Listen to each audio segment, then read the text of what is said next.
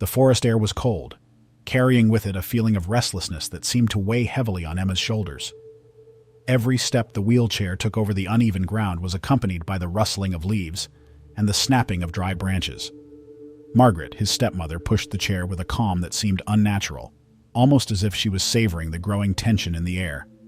The setting sun cast long, distorted shadows between the trees, giving the landscape a dark, almost otherworldly appearance. Emma felt the biting wind on her face, but the cold that bothered her most came from inside. Something was wrong. Terribly wrong. Margaret didn't look at her, didn't exchange words, just pushed the chair with firm and calculated steps. A clearing appeared ahead, an open space in the heart of the forest, where the silence seemed even more suffocating. Margaret stopped, fixed her hair, and turned to Emma with a smile that seemed more like a disguise, a cold gesture masked by sweetness. "You're going to be right here. Someone is going to find you," Margaret said, her voice smooth as silk but filled with something sharp and cruel. Emma's eyes widened, her heart pounding in her chest. "Please, don't leave me here! Don't go!" Logically, he pleaded, his trembling voice almost swallowed by the forest. Margaret ignored it.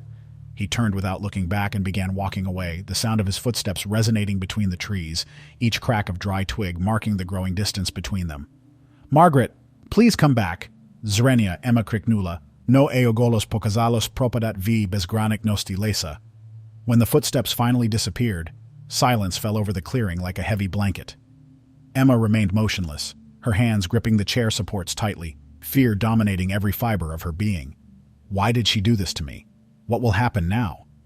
Desperate thoughts raced through his mind as his eyes roamed the surrounding trees. The distant sound of rustling leaves and snapping branches made his heart race. Was it just the wind? Or something else? Darkness began to spread, enveloping everything around him. The cold became more intense, making Emma hug her own arms in an attempt to warm herself. He tried to push the wheels of the chair, but the uneven ground and the exhausted strength of his arms made the effort futile. She was trapped. Time seemed to drag by, and the feeling of abandonment began to transform into something even deeper, fear of the unknown. The forest felt alive, with every sound echoing as if something or someone was nearby. Emma felt the tears fall down her face, but she didn't have the strength to wipe them away. Everything about her screamed for help, but the fear that no one would come was as overwhelming as the darkness that surrounded her. Suddenly, something changed. An even deeper silence took over the clearing. There was no longer the sound of birds or the rustling of leaves. Only the ragged sound of his own breathing remained. Emma felt a shiver run down her spine, an instinctive feeling that she was no longer alone. The forest wasn't just a setting, she seemed to be watching. At that moment, the certainty of loneliness was mixed with the fear of what could be hidden in the shadows. The clearing, which had seemed so open, now felt like a prison. And Emma, alone and vulnerable, faced the cruel abandonment of her stepmother and the mysterious presence of the forest that seemed to want to swallow her. The silence in the clearing was so absolute that Emma could almost hear the rapid beat of her own heart. The cold of the night became more intense, making your fingers tremble as you gripped the chair supports. She kept her eyes fixed on the shadows of the trees, trying to make out shapes, while her mind alternated between fear and hopelessness. It was then that something caught his attention. Two golden lights appeared in the darkness, shining like candle flames. They were eyes, fixed on it, intense and still. The air seemed to become denser, difficult to breathe. Emma's heart raced and she swallowed hard, trying to understand what she was seeing. Maybe it was his imagination. Maybe it was just the reflection of the moon. But when her eyes slowly blinked, she knew she wasn't alone. The creature emerged from the shadows, each movement fluid and silent, as if the forest gave way to its presence. It was a wolf, large, with black fur that seemed to absorb the light around him, making him almost indistinguishable from the darkness. His eyes, however, continued to shine, fixed on Emma with an intensity that made her feel exposed, as if he could see through her to her soul. Panic rose like an overwhelming wave, but something stopped her. The wolf didn't growl. He didn't show his teeth, he just watched. For a moment it seemed as if time had stopped, leaving just the two of them in the clearing, connected by an invisible thread. "Please go away," Emma murmured, her voice coming out in a threat of despair. The wolf tilted his head slightly, as if considering his words, a gesture that seemed strangely human. Emma's fear began to mix with something else. Curiosity. Why didn't he attack? Why did he just stand there, staring at her? He took a step forward, slow and deliberate, and the sound of his paws touching the ground was almost imperceptible. Emma held her breath, feeling the weight of that movement. The wolf stopped a few meters from her, sitting down with an elegance that seemed to defy the savage. The glow in the animal's eyes seemed more intense under the pale light of the moon, and Emma, still shaking, was unable to look away. Something about her changed. Absolute dread began to give way to a strange sense of security. It was irrational, she knew, but there was something about that animal that wasn't purely wild. She reached out tentatively, but couldn't move more than a few inches. "Are you here for me?" he asked, not knowing why he had said that. The wolf didn't respond, of course, but his eyes seemed to shine even more brightly, as if he understood. He neither advanced nor retreated. He just stood there, motionless, with a calm that seemed to dominate the entire clearing. The silence around was as dense as the mystery that surrounded that moment. Emma knew that nothing made sense. A wolf should be dangerous, unpredictable, but that animal didn't look like a simple predator. He looked like something more, something she couldn't understand, but somehow made her feel less alone. As the cold of the night intensified, Emma realized that, for the first time since Margaret had abandoned her, she was not completely at the mercy of the darkness. And although she didn't know why, she felt that that wolf in some way was there for her. The night deepened, enveloping the clearing in a darkness that seemed almost palpable. The air was freezing, but Emma barely noticed the cold now. His attention was completely focused on the wolf in front of him, which remained motionless, like a statue carved in the darkness. He was no simple forest creature. There was something about him that made her feel a mixture of fascination and inexplicable relief. The wolf tilted his head again, watching her with his golden eyes that seemed to glow unearthly. His every movement was deliberate, almost careful, as if he knew that any sudden gesture could frighten her even more. Emma, still shaking, hugged her own arms, trying to warm herself. The animal, as if sensing his need, took a step forward, its slow, steady breathing warming the air around it. "Why are you here?" she murmured, more to herself than to him. The wolf didn't respond, of course, but his posture, his look, everything about him conveyed something that Emma couldn't explain. He seemed to be there for a reason, and somehow she began to believe that she was the reason. Slowly, the wolf lay down next to the wheelchair, just a few steps away. He settled down on the ground, his paws stretched out in front of him and his nose resting on them, but his eyes never left Emma. He was a silent but imposing presence, like a guardian who watches without ever relaxing. The fear that had gripped her since Margaret abandoned her began to subside, replaced by a strange sense of comfort.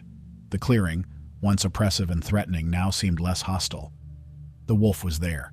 He wouldn't leave her alone. Emma let out a shaky breath, feeling tears filling her eyes again. This time, however, it wasn't just fear. It was something deeper, a relief mixed with a sense of belonging that she couldn't explain. Why wouldn't he leave? Why did he stay there next to her when he could simply disappear into the forest? "Thank you," she whispered, almost not realizing she had said it out loud. The wolf raised his head slightly, ears moving towards him as if he understood. His bright eyes met hers, and in that moment, Emma felt something she had never imagined possible: connection. Not with words, but with a silent understanding that seemed to flow between them. For hours, they stayed like that. The wolf remained beside her, listening to every sound in the forest. When the wind rustled the leaves or a branch snapped in the distance, he raised his head, ears alert, inspecting his surroundings like a true guardian.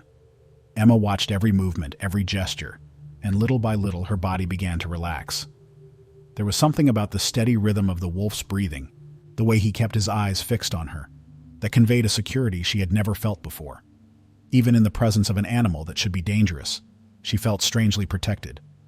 She began to speak, her voice breaking the silence of the clearing in hesitant murmurs. It wasn't so he understood exactly what he was saying, but because somehow it felt natural to talk to him. "I thought I would be alone here forever, but you came. I don't know why, but thank you." The wolf didn't respond, but his eyes shone with an intensity that seemed to say it all. He didn't need words. His presence, his silence, his constant vigil were the answer. And as the moon rose in the sky, illuminating the clearing with its pale light, Emma realized that she was no longer alone. The wolf had become more than a wild animal. He was her protector, her guardian. And as irrational as it was, she knew in her heart that he wouldn't leave her until she was safe. Night fell like a heavy veil over the farm, bringing with it a cold that seeped through the windows and made Helen adjust her shawl repeatedly, more out of anxiety than to keep warm. The kitchen was silent, but the silence was not comforting. On the contrary, it was oppressive, as if the entire house knew something was out of place.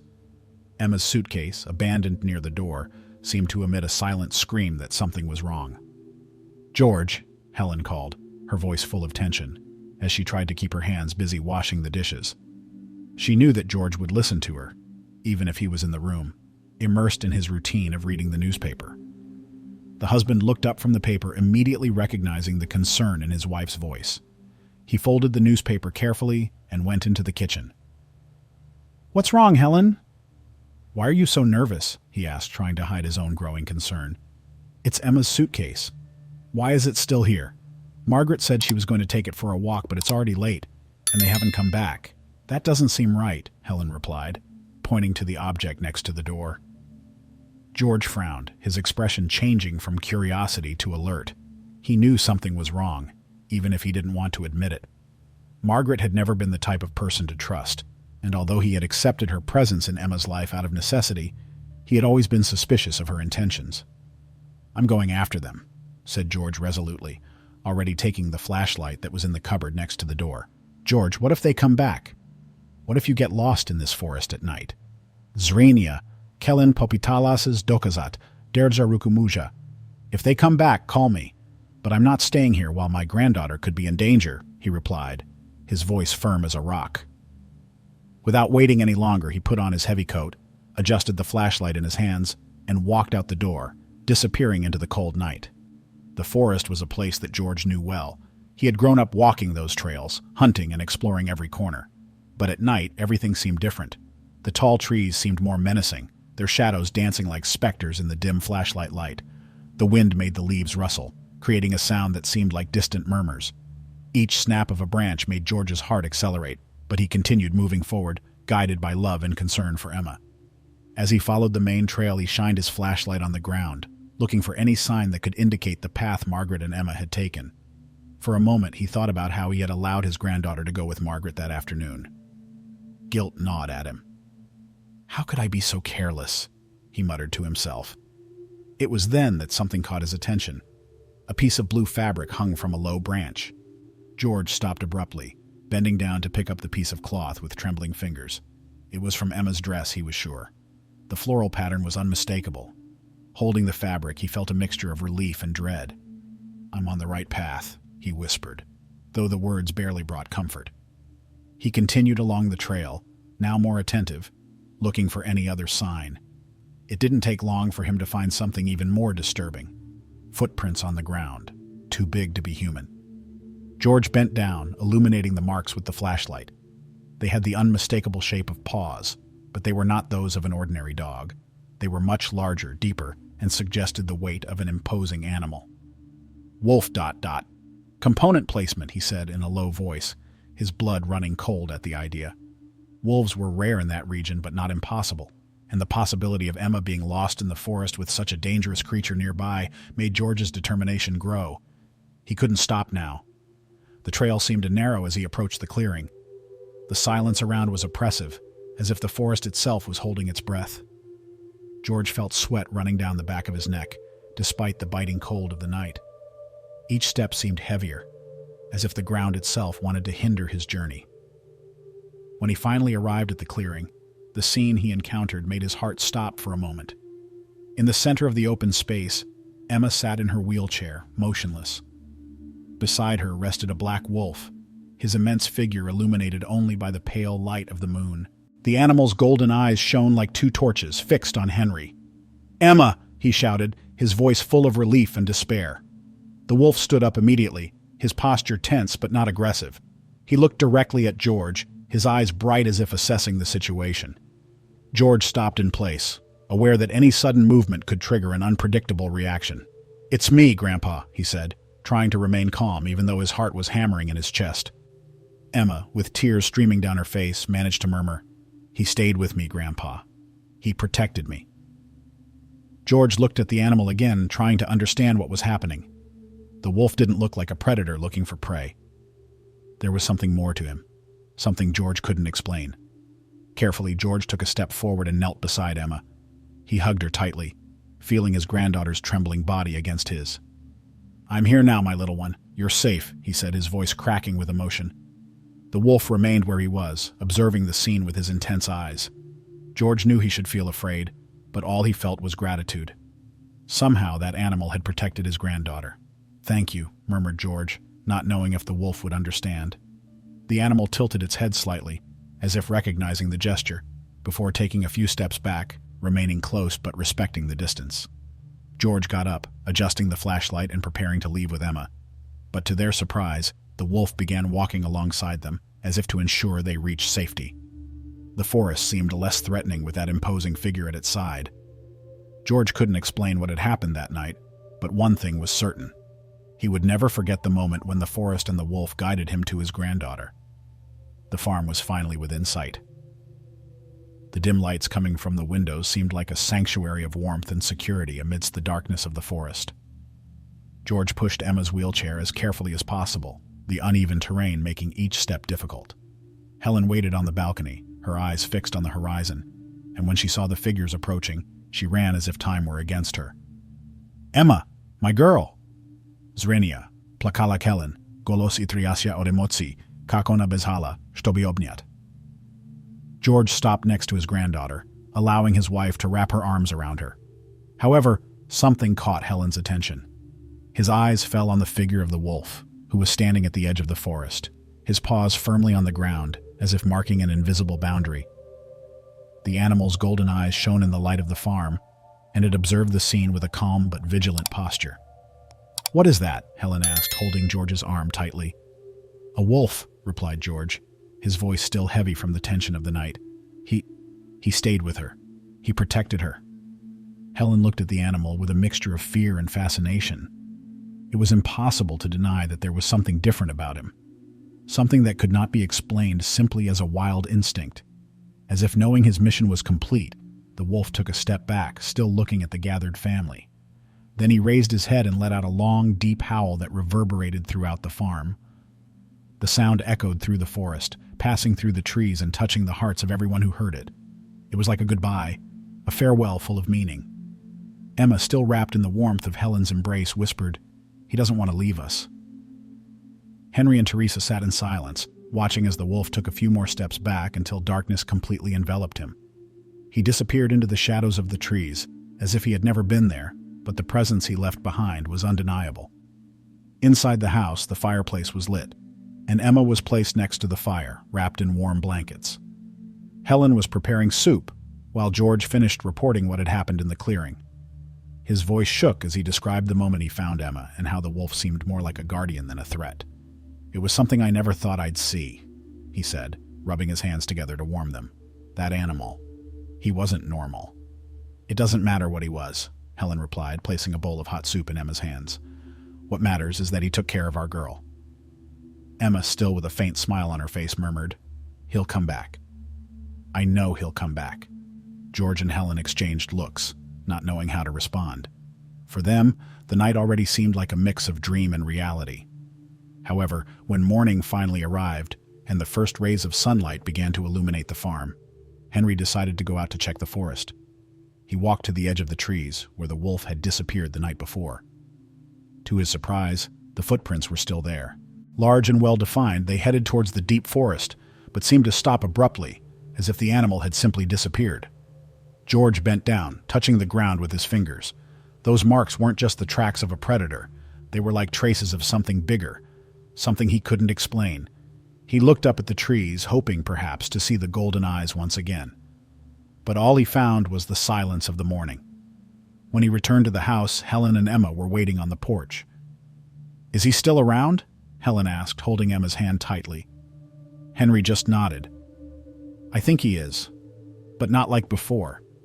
It's like he's watching us, making sure we're okay."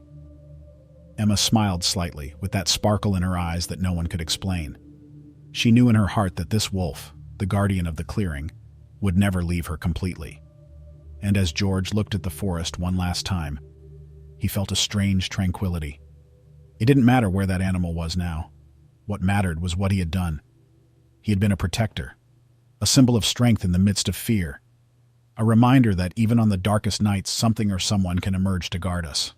And somehow, George knew that, if needed, the wolf would return, silent as the forest, but with the same determination as always. The next morning brought a different light to the farm, as if the sun wanted to dispel the horrors of the previous night. George and Helen were in the kitchen, exchanging silent glances while Emma rested on the living room sofa. She still looked fragile, but there was something new in her face, something that hadn't been there before. "We have to do something," Helen said, breaking the silence as she stirred a bowl of porridge. "Margaret can't get away with this." Henry nodded. "I'm going to the city. I'll tell the authorities everything. What she did was cruel, unacceptable." Shortly after he left, determined to seek justice for Emma. The story of a girl abandoned in the woods by her own stepmother quickly spread throughout the small community. The delegate listened to George's report carefully, taking detailed notes and promising to act immediately. "This is more than negligence," he said, his expression stern. "It's abandonment, and she will answer for it." Back at the farm, while George was away, Helen watched Emma carefully. The granddaughter, despite everything she had been through, seemed calm. Her eyes shone in a way that Helen couldn't explain, a mix of serenity and determination that seemed beyond her years. "How are you, darling?" Helen asked, sitting down next to her. Emma looked at her grandmother, a shy smile on her lips. "I'm fine, Grandma. Better than I thought I would be. I think he helped me." "Him?" Helen asked, confused. "The wolf," replied Emma as if it were obvious. "He stayed with me. I don't know how, but I knew he wouldn't leave me." Helen swallowed, feeling a shiver run through her body. There was something in Emma's voice, a conviction that made her question everything she knew about the world. "Maybe he was sent to look after you," she said softly, not knowing exactly what her own words meant. George returned to the farm at dusk, bringing with him the news that Margaret was already being sought by the authorities. "They said they'll take care of it," he said, placing his hat on the table. "She will answer for what she did." "That's a relief," Helen replied, while Emma watched everything in silence. But even with the guarantee of justice, the family felt that something had changed forever. The experience in the forest had marked Emma in a way that was not just traumatic. On the contrary, it seemed to have awakened something in her. The following days showed this more clearly. Emma began to demonstrate an inner strength that no one had noticed before. She, who used to be shy and insecure, now spoke with a calm that seemed rooted in something deep. "You look different, little one," George said one afternoon, as he pushed her in the wheelchair around the yard. Emma smiled. "I think I'm different, Grandpa. I can't explain it, but after that night, it's like I understood something important. That even when it feels like we're alone, maybe we really aren't." George looked at his granddaughter, impressed by her words.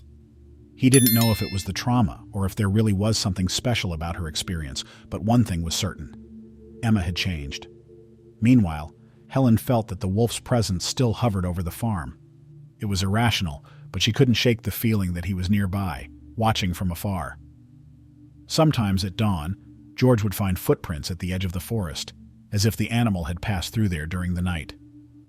"He's still protecting us, Helen," he said one morning, showing the marks on the floor. "I believe that," Helen replied, holding George's hand.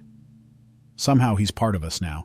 The farm returned to its routine, but it was never the same. The story of Emma and the wolf became a kind of local legend, something that neighbors whispered among themselves with admiration and mystery. And for Emma, the wolf wasn't just a memory. He was a symbol of something greater. Whenever she looked at the forest, she felt a tranquility she couldn't explain.